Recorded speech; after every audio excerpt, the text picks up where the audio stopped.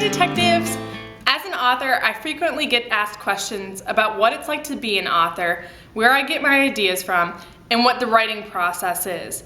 I put together this short Q&A video for you today to answer some of those questions. The first question is, how do you get ideas for your novels? Some of my ideas come from my dreams. I can't say that everyone starts out their books that way, but for my first novel, one of the first scenes I thought of was the scene where Marcy confronts Riley about being a detective.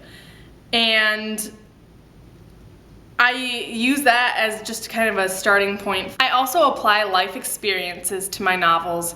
So the second novel I wrote, Pick Your Poison Apple, was based off the Long Grove Apple Fest. The next book I'm writing, my seventh novel, takes place in Telluride, Colorado, which is a location I visited a few times.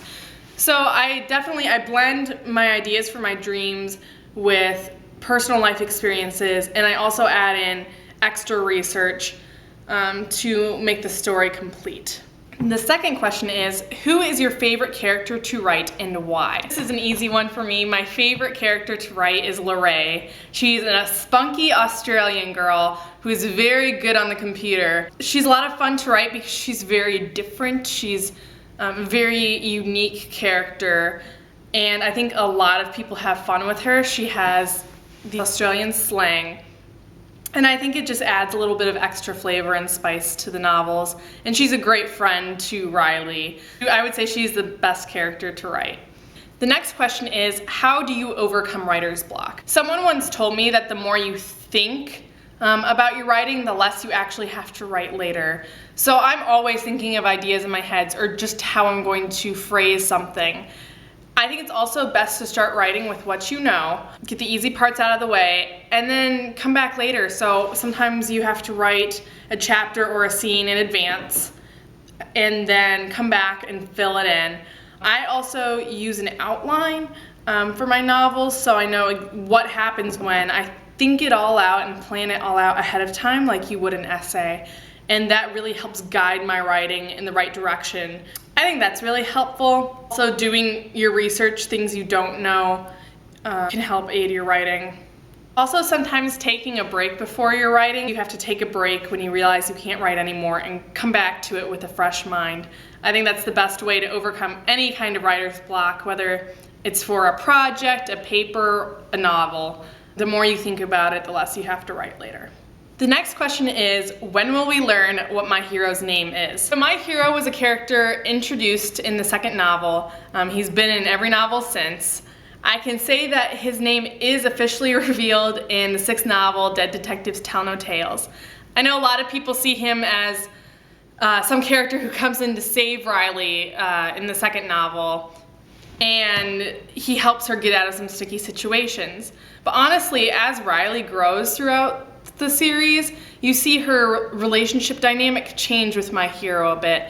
He's not just there to save her, they actually work together, and my hero is used sarcastically in a way by Riley because she knows she doesn't need saving. She knows she can solve these mysteries on her own, but at the same time it's really nice to have help and just have another perspective look at these mysteries with her. The last question is, what is some advice you have for aspiring authors? So I've been writing novels since I was 11, 12 years old, and it takes a lot of work and a lot of time. So if you want to write anything, whether it be short stories, poems, books, be prepared to spend a lot of time on it. Most of my books go through 3 or 4 edits, and I mean, the shortest time it took me to write a book was 2 weeks. The longest time has been 2 years.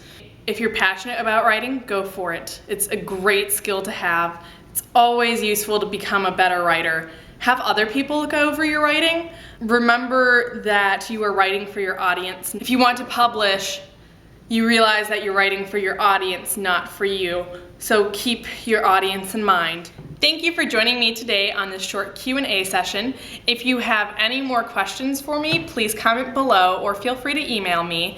I'm going to do another video soon on the differences between self-publishing and traditional publishing. That's a question that often comes up at my book signings, and I feel that needs a whole video dedicated to explaining the difference between those two methods of publishing. I self-publish, so I will explain it in that video. Keep an eye out for it, and stay sleuthy!